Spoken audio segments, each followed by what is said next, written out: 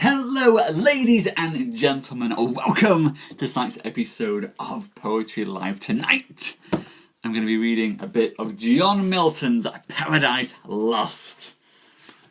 Hello Queen, hello Kathy, come in, sit yourselves down. Look at a nice fancy picture of Lucifer. I love this poem, massively love this poem. So I am very excited, he says, shifting his drink, to be reading this tonight. Hello 5520!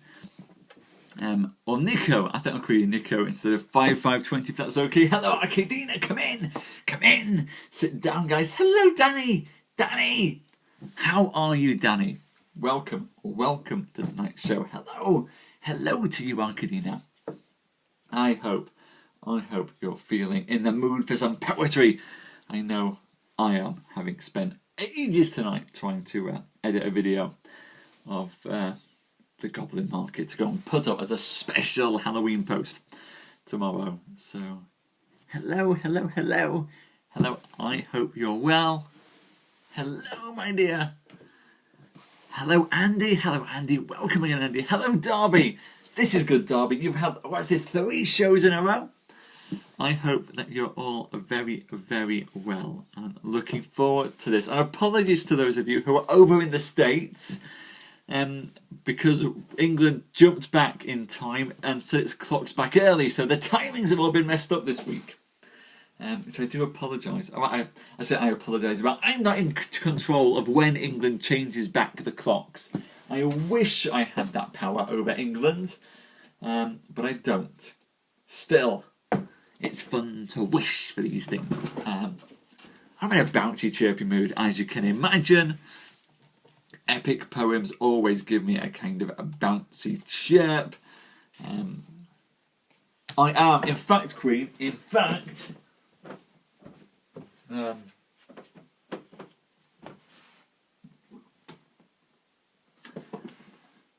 my Doctor Who scarf isn't where I left it.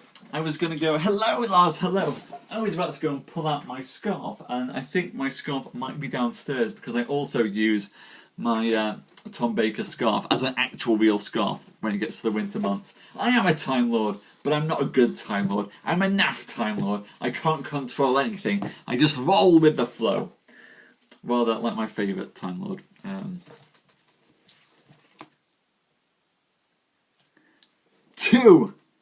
Two, Danny. The body count from the previous show was 2. Of which, I'm not quite sure if Sir Tristram should have taken out the first person. I know there were some cries of horror in the room. Hello, Taz. Welcome to tonight's show. Hello, Alice as well. And Ginny, I didn't see you there. Welcome. It's been a long time, but you're back.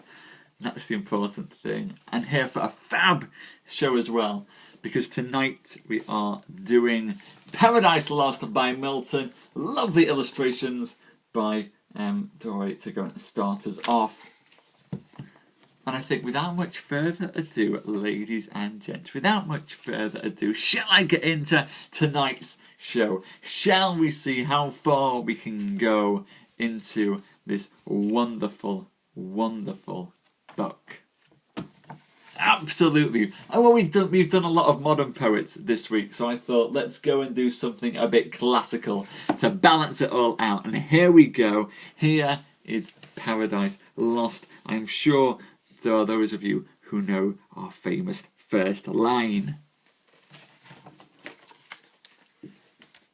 Of man's first disobedience, and the fruit of that forbidden tree, whose mortal taste brought death into the world, and all our woe, with loss of Eden, till one greater man restore us, and regain the blissful seat. Sing, heavenly muse, that on the secret top of Oreb or of Sinai didst inspire that shepherd who first taught the chosen seed in the beginning how the heavens and earth rose out of chaos, or if Sion hill delight thee more, and Siloa's brook that flowed fast by the oracle of God. I thence invoke thy aid to my adventurous song, that with no middle flight intends to soar above the Ionian mount, while it pursues things unattempted yet in prose or rhyme. And chiefly, thou, O Spirit, that dost prefer before all temples the upright heart and pure, instruct me, for thou know'st thou from the first wast present, and with mighty wings outspread dove-like, satst brooding on the vast abyss, and madest it pregnant. What in me is dark illumine, what is low raise and support, that to the height of this great argument I may assert eternal providence, and justify the ways of God to men. Say first, for heaven hides nothing from thy view, nor the deep tract of hell. Say first what cause moved our grandparents in that happy state, favoured of heaven so highly to fall off from their Creator and transgress his will, for one restraint lords of the world besides. Who first seduced them to that foul revolt? The infernal serpent? He it was whose guile stirred up with envy and revenge, deceived the mother of mankind what time his pride had cast him out from heaven with all his host of rebel angels, by whose aid aspiring to set himself in glory above his peers, he trusted to have equalled the Most High. If he opposed, and with ambitious aim against the throne and monarchy of God, raised impious war in heaven, and battle proud with vain attempt, him the almighty power hurled headlong, flaming from the ethereal sky, with hideous ruin and combustion down to bottomless perdition, there to dwell in adamantine chains and penal fire, who darest defy the omnipotent to arms 9 times the space that measures day and night. To mortal men he with his horrid crew lay vanquished, rolling in the fiery gulf, confounded though immortal, but his doom reserved him to more wrath. For now the thought both of lost happiness and lasting pain torments him. Round he throws his baleful eyes that witnessed huge affliction and dismay, mixed with obdurate pride and steadfast hate. At once, as far as angels ken, he views the dismal situation waste and wild, a horrible dungeon on all sides round, as one great furnace flamed, yet from those flames no light, but rather darkness visible, served only to discover sights of woe, regions of sorrow, doleful shades where peace can rest, can never dwell. Hope never comes that comes to all, but torture without end still urges, and a fiery deluge fed with ever-burning sulphur unconsumed. Such place eternal justice had prepared for those rebellious, here their prison ordained in utter darkness, and their portion set as far removed from God and light of heaven as from the centre thrice to the utmost pole. Oh, how unlike the place from whence they fell! There the companions of his fall, overwhelmed with floods and whirlwinds of tempestuous fire, he soon discerns, and weltering by his side, one next to himself in power, and next in crime, long after known in Palestine, and named Beelzebub, to whom the arch-enemy, and thence in heaven called Satan, with bold words breaking the horrid silence, thus began: If thou beest he, but oh, How fallen, how changed from him who in the happy realms of light, clothed with transcendent brightness, didst outshine myriads through bright. If he whom mutual league untied thoughts and counsels, equal hope and hazard in the glorious enterprise, joined with me once, now misery hath joined in equal ruin.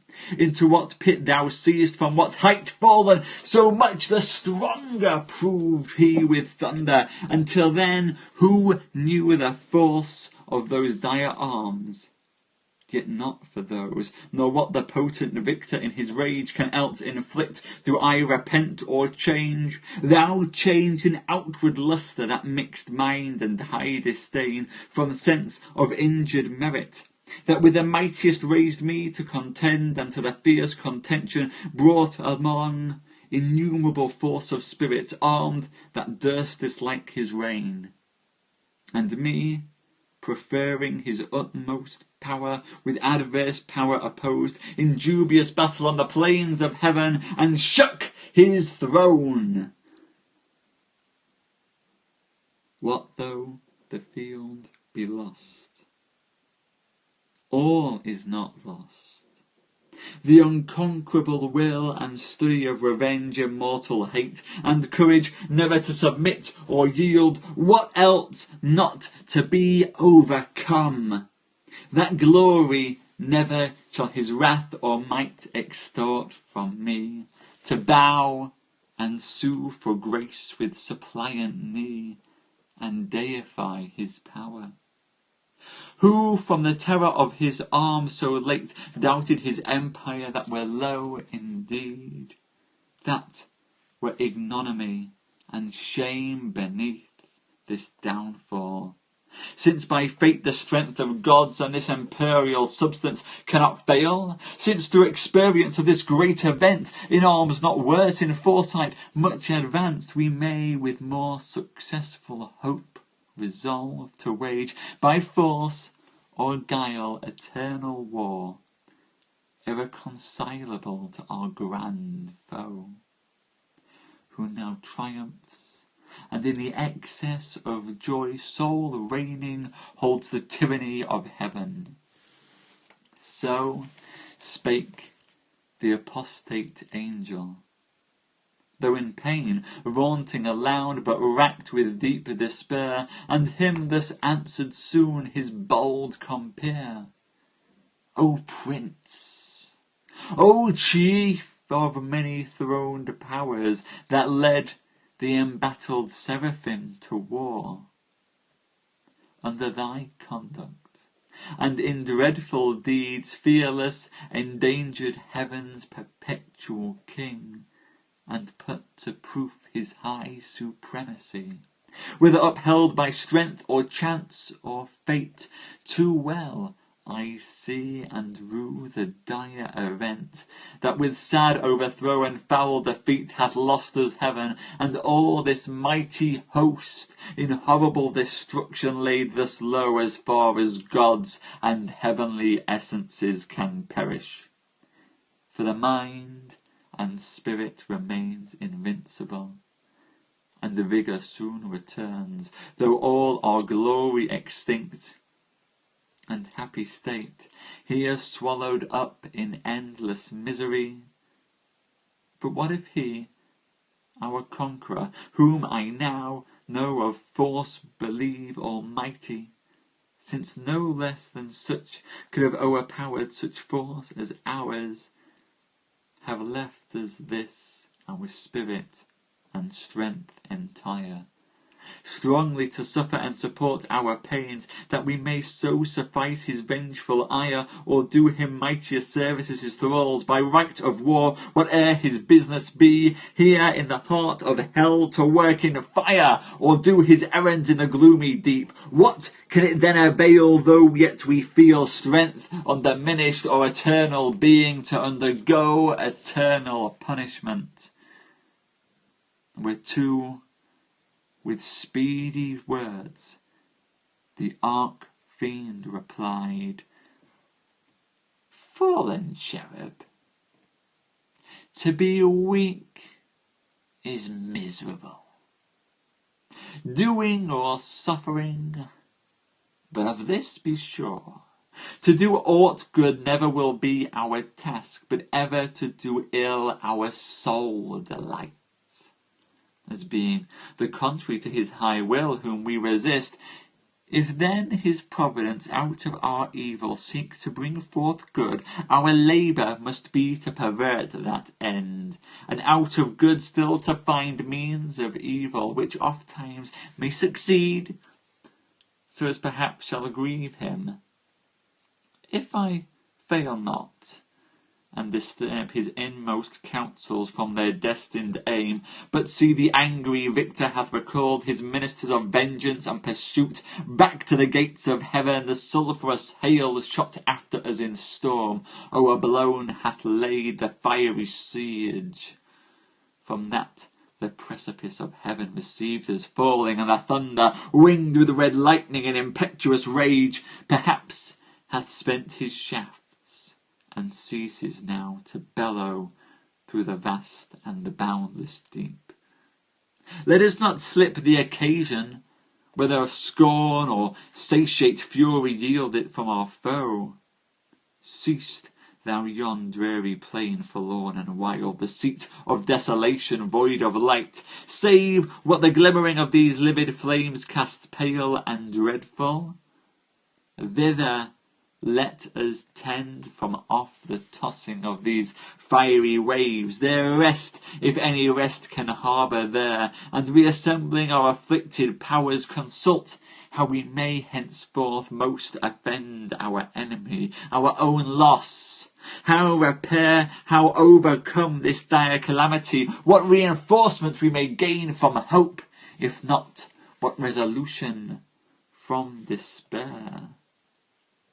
Thus Satan, talking to his nearest mate, with head uplift above the wave, and eyes that sparkling blazed his other part beside, prone on the flood, extended long and large, lay floating many a rood in bulk as huge as whom the fables name of monstrous side, Titanian or earthborn, that warred on Jove, Briareus or Typhon, whom the den by ancient Tarsus held, or that sea beast Leviathan, which God of all his works created hugest, that swam the ocean stream, him haply slumbering on the Norwegian foam, the pilot of some small night-foundered skiff, deeming some island off the seamen tell, with fixed anchor in his scaly rind, moors by his side under the lee, while night invests the sea and wished morn delays.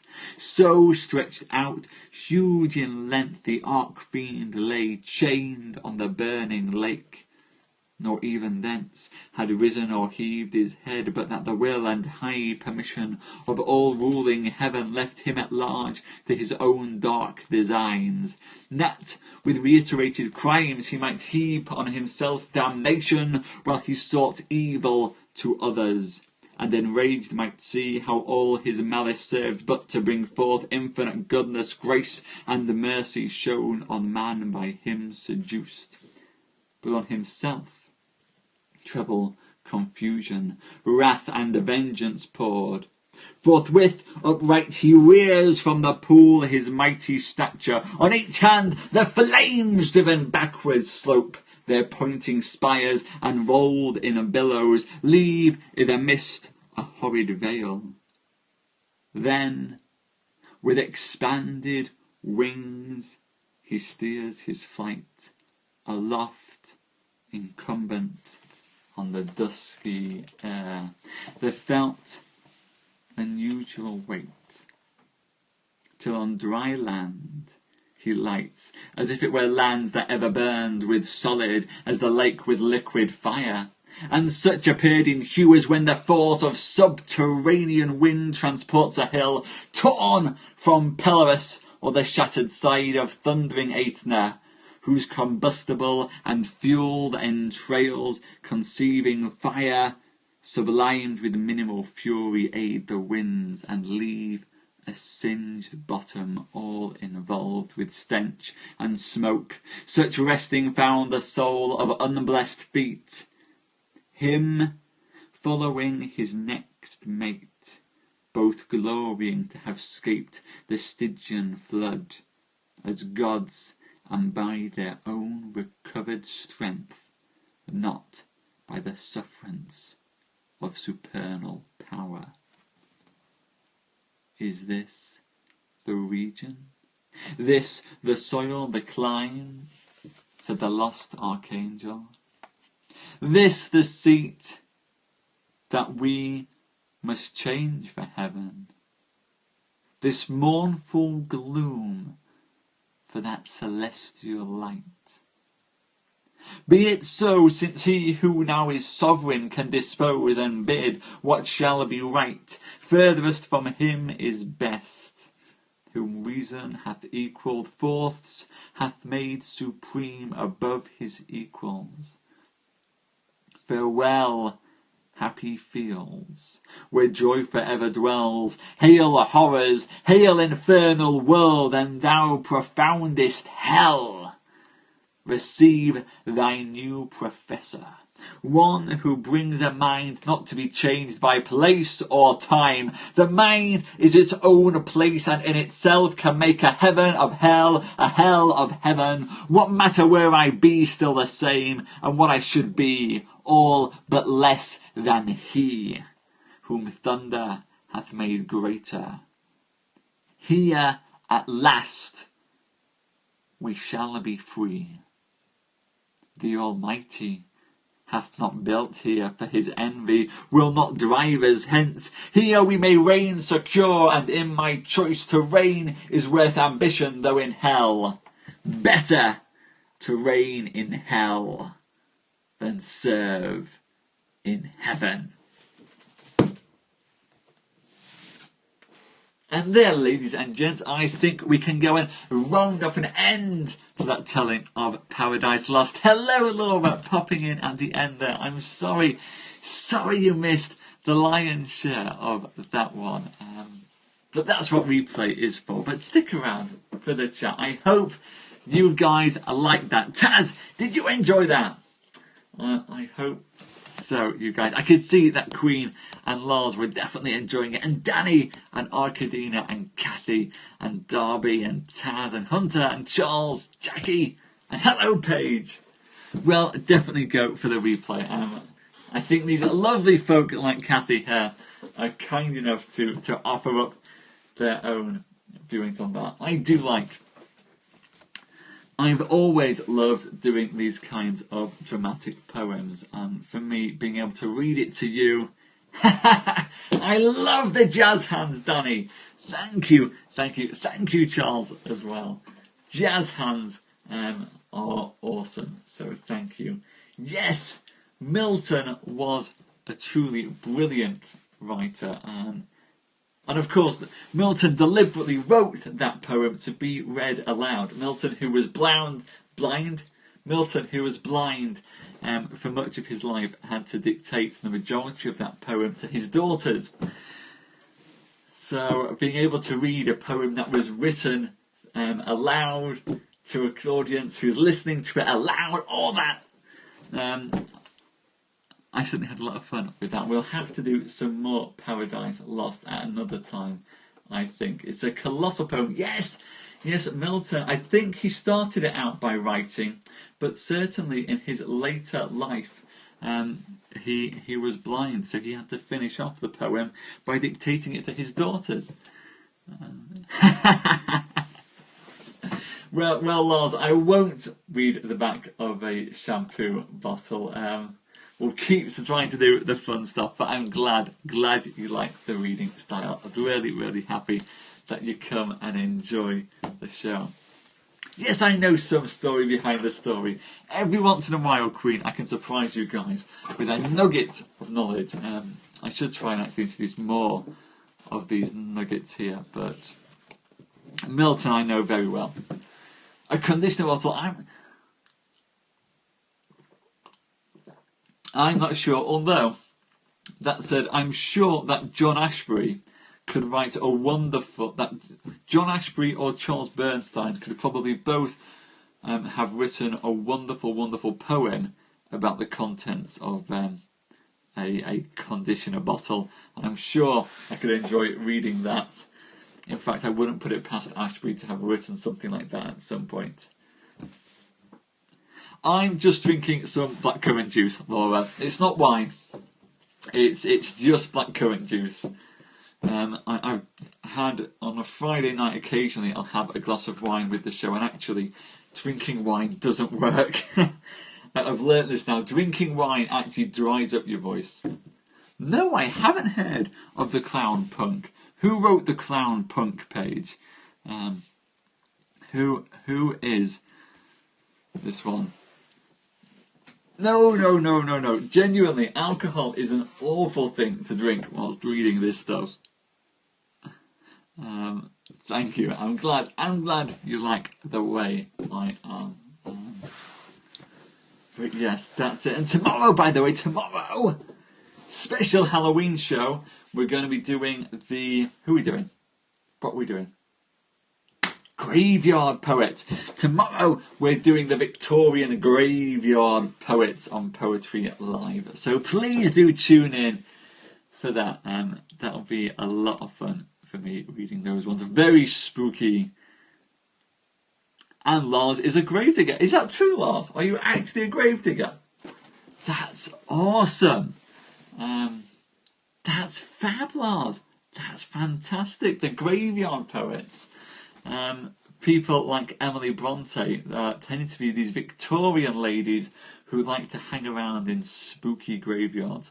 Of course I will be in fancy dress, Danny. Of course I will be in fancy dress.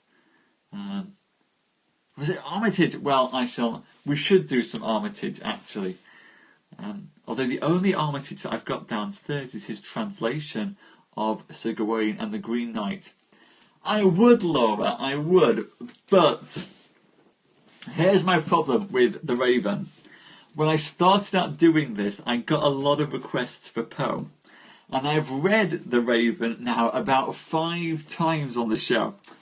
And in fact, if you go to SimonTellsTales.com, he says, I think you can actually listen to The Raven there.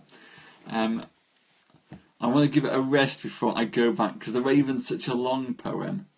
Have I got? Yes, if you go to SimonTellsTales.com, then you can go and listen to The Raven there. I hang out in graveyards as well, but that's because I've lived in quiet little villages where graveyards were quite fun to go and sit in and play. No hanging out in graveyards on Halloween. Oh no, we need to do Roth. We need to do Roth. We will add it. I will go and write all these up and schedule them all in. I find I'm a bit of a scaredy cat, so I don't really like hanging out in graveyards these days. I say bit of a scaredy cat. I'm a massive scaredy cat. So I don't really do it very much now, especially as these ones tend to be haunted around these parts by old kings. For those of you who know of King Richard III, King Richard III's brother is buried in the church. That's literally like 20 metres that way. And his ghost does apparently haunt the graveyard. So, best not tempt fate with Richard III's brother, I think. Real life knight sat there interred in the church, hanging out there. I think Richard I was the Lionheart. I've seen Richard the Lionheart's tomb. It's over in France. Queen, I would love to read from there, Queen. The only problem is, I live in the middle of the country and I don't get signal outside there. There's no signal. I can't even phone anyone. from there. If I want to phone someone on my mobile, I literally have to stand by the highest window in the house with my phone like this and call them.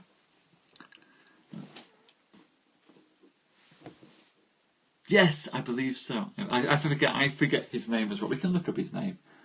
What is Sheriff Button Church? The sheep don't have Wi-Fi. You know, I have Wi-Fi, but it doesn't get much further than the driveway if I'm going out there.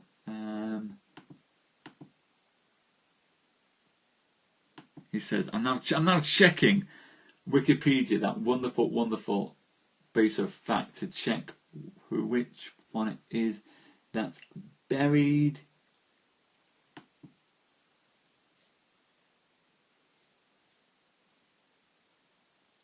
And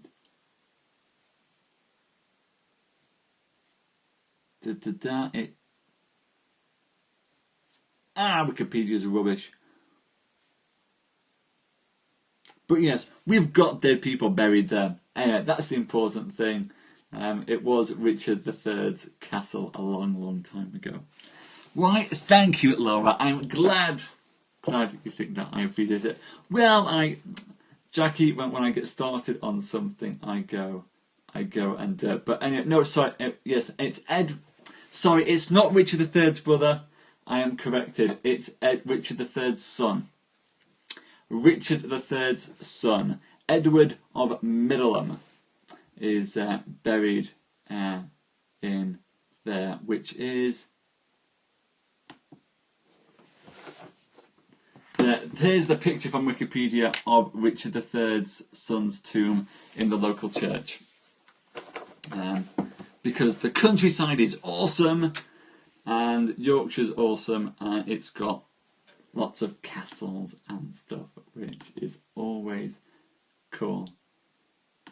But yeah, that's it. Yes, outside, and I think if you check my Instagram, I've got pictures of Richard III's castle on there, which is right outside my house. It's awesome. It's lovely. I like seeing that every day. Allegedly, Robin Robin's not too far away. Robin is, I think, Sheffield, which is South Yorkshire. So could well have done so. Anyway, I'm rambling now. IG name? Yes, same Instagram name. Yes. Laura, it's SimonTellsTales for everything. Facebook, it's Facebook, the website, Instagram, Twitter, Periscope, everything is Simon Tells Tales. Oh, the movies were awesome. But yes, I've got some photos of it on there. I don't think Ivanhoe was real, Lars. I have a feeling that Walter Scott may have made up Ivanhoe.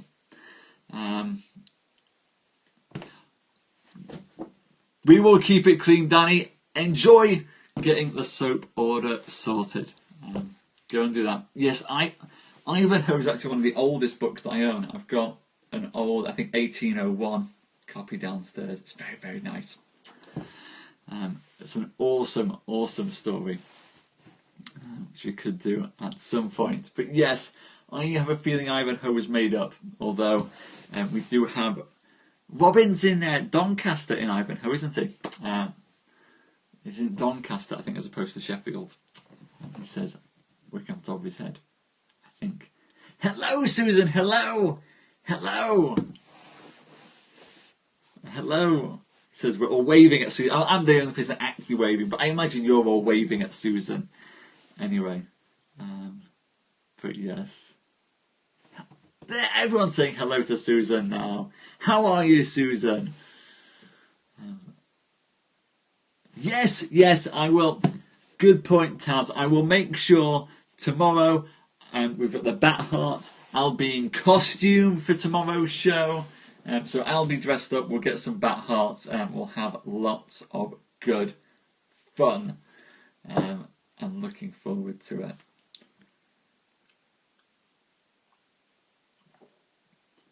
He says, anyway, ladies and gents, I should probably be popping off now anyway, to get in some decent rest before we go.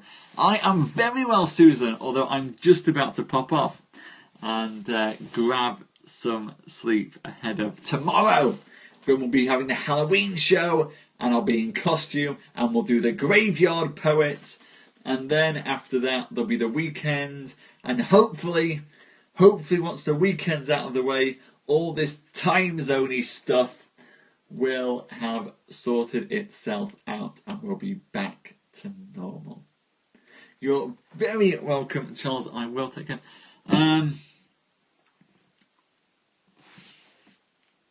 It will be. I'll check what time for you. Eastern time. It will be.